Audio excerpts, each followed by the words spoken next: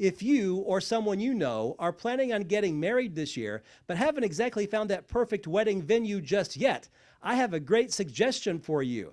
I have found a place that's close to home, and you can't beat the scenery.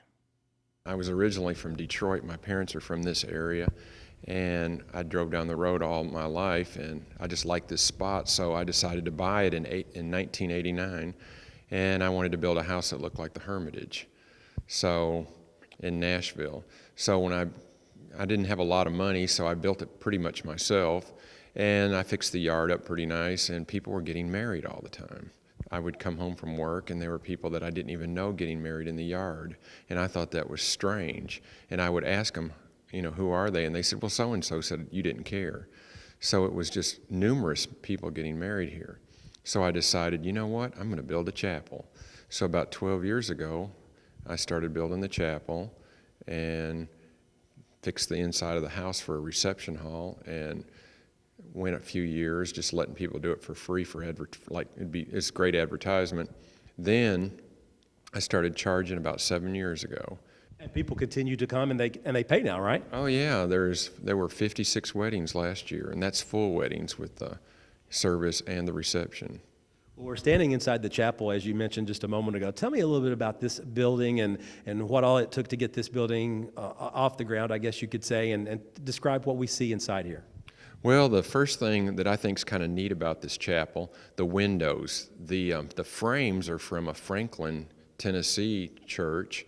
They're over 100 years old. The doors are from a Watertown, Tennessee Church of Christ, and I changed the glass in them to all new stained glass windows that are the same color. The pews are from a Jackson County Church of Christ that went out of business probably 20 years ago. The steeple came from a Methodist church in Lebanon. So a lot of things that are in here were used somewhere else before, and that kind of makes it neat. You mentioned the different religions represented in this chapel. How unique is that, would you say?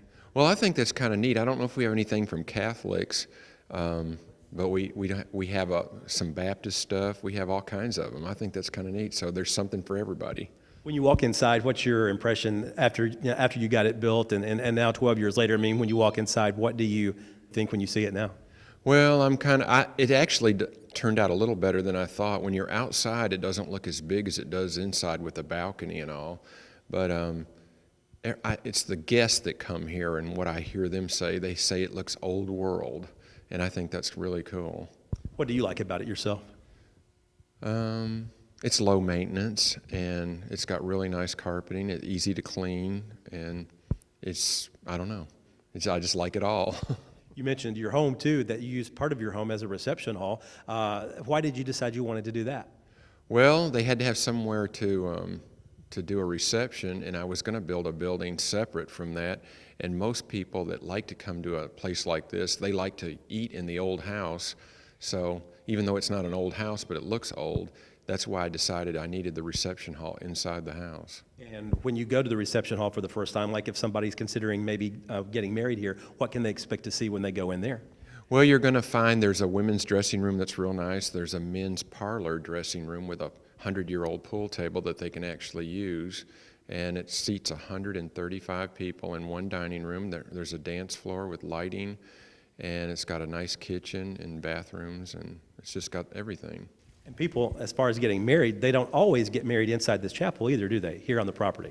No, I would say half get married in the chapel and half get married outside. Many people who get married in the chapel plan to get married outside, and then if it rains, you can come in the chapel, and it's just sitting here waiting for you. There's only one party at the property at one time, so you can do whatever you want to do.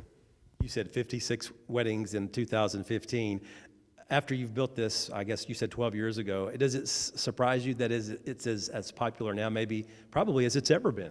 Right. I kind of hoped I would get one wedding a month, but it's kind of amazing. I have to turn people away. The dates are already full, so it's really done better than I expected.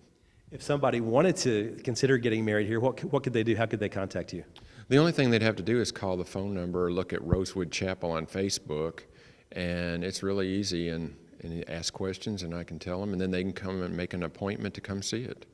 How glad are you that you built the chapel and your home?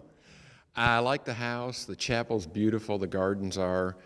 I guess all along It's pretty good, but it's a lot of work to do. There's more work to do. And it's on the weekend. Every weekend is taken, so I don't know that I would recommend everyone doing this, but I'm kind of glad I did. And you stay busy. Oh yeah, there's a wedding. If you take 56 weddings, there's only 52 weeks in a year, so that means several of them are in the 2 in 1 week, because we usually don't have a lot of weddings in the wintertime. December and January, there's not very many weddings. For more information about booking a date for a wedding at Rosewood Chapel, you can call Glenn Jones. His number is 931-704-0085. Reporting in Jackson County, Barry Hyatt, NCTV.